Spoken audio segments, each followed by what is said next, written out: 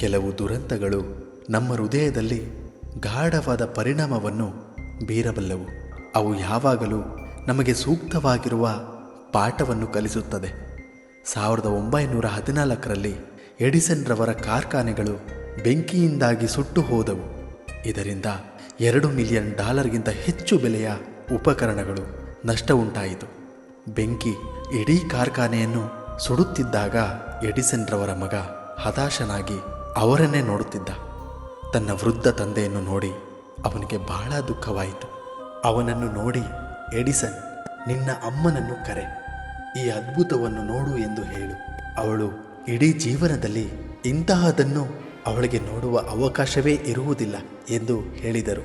ಅವರ ಹೆಂಡತಿ ಅಲ್ಲಿಗೆ ಬಂದು ನಡೆದದ್ದನ್ನೆಲ್ಲ ನೋಡಿದರು. ಮರುದಿನ ಇಬ್ಬರು ವಿಹಾರಕ್ಕೆಂದು ಹೋದರು. ತಮ್ಮ ಭವ್ಯ ಕಾರ್ಖಾನೆಗಳ ಅವಶೇಷಗಳನ್ನು ನೋಡುತ್ತಾ 65 ವಯಸ್ಸಿನ ಎಡಿಸನ್ ಅವರ ಹೆಂಡತಿಗೆ ಏನೋ ಹೇಳಿದರು. ಆಗ ಮಂಕಾದ ಆಕೆಯ ಮುಖ ಹೊಳೆಯಿತು. ಆಕೆ ಅಸನ್ಮುಖದಿಂದ ಅವರನ್ನು ನೋಡಿದಳು. ಪ್ರಶ್ನೆಗಳು. ಎಡಿಸನ್ ತಮ್ಮ ಹೆಂಡತಿಗೆ ಏನು ಹೇಳಿದರು? ಈ ಕಥೆಯ ನೀತಿ ಏನು? ಉತ್ತರ ಇಲ್ಲಿದೆ, ತಿಳಿಯೋಣ ಬನ್ನಿ. ದುರಂತದಲ್ಲಿ ಮಹತ್ತರ ಮೌಲ್ಯವಿದೆ. ನಮ್ಮ ಎಲ್ಲ ತಪ್ಪುಗಳು ಸುಟ್ಟು ಹೋಗುತ್ತವೆ.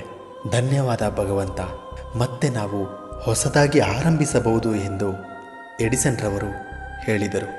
ಈ ಕಥೆಯಿಂದ ನಾವು ಎಂದೂ ಪ್ರಯತ್ನವನ್ನು ಬಿಡಬಾರದು ಎಂಬುದನ್ನು ಕಲಿಯುತ್ತೇವೆ.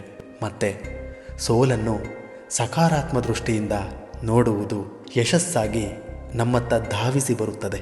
ವೈಜ್ಞಾನಿಕ ಸಂಶೋಧನೆಯ ಪ್ರಪಂಚದಲ್ಲಿ ಎಡಿಸನ್ರ ಹೆಸರು ಸ್ವರ್ಣಾಕ್ಷರಗಳಲ್ಲಿ ಸದಾಕಾಲಕ್ಕೆ ಬರೆಯಲಾಗುತ್ತದೆ. ಇದೆ ಇವತ್ತಿನ ನೀತಿ.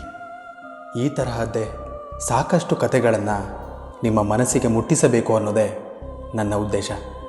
ಈ ನನ್ನ ಪ್ರಯತ್ನಕ್ಕೆ ನಿಮ್ಮ ಪ್ರೀತಿ ಪ್ರೋತ್ಸಾಹದ ಜೊತೆಗೆ ನಮ್ಮ ಯೂಟ್ಯೂಬ್ ಚಾನಲ್ನ ಸಬ್ಸ್ಕ್ರೈಬ್ ಮಾಡೋದನ್ನು ಮರಿಬೇಡಿ. ಮತ್ತೆ ನಾಳೆ ಸಿಗೋಣ. Thank you.